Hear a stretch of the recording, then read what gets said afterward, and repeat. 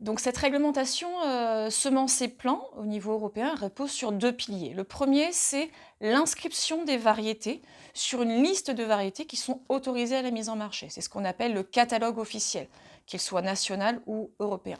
Le deuxième pilier de cette réglementation, c'est la certification, la garantie de mise en marché de matériel de reproduction, donc de semences et plants de qualité à des fins de production agricole.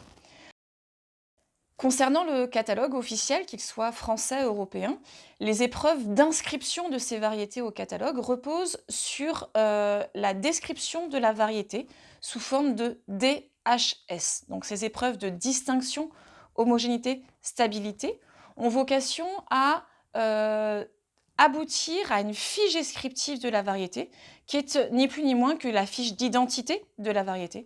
Et donc ces épreuves de DHS reposent sur une première étape de description de la variété, pour pouvoir, aboutir à un objet de traçabilité, pouvoir permettre la traçabilité de la variété sur la mise en marché.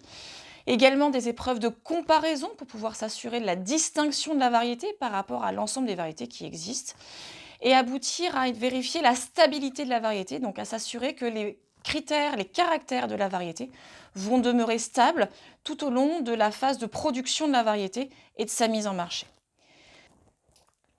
Pour, les espèces agricoles, comme par exemple le blé, le maïs, le colza, la pomme de terre, l'accès au catalogue officiel est également conditionné par la réussite à des épreuves de valeur d'usage. C'est ce qu'on appelle la valeur agronomique et technologique.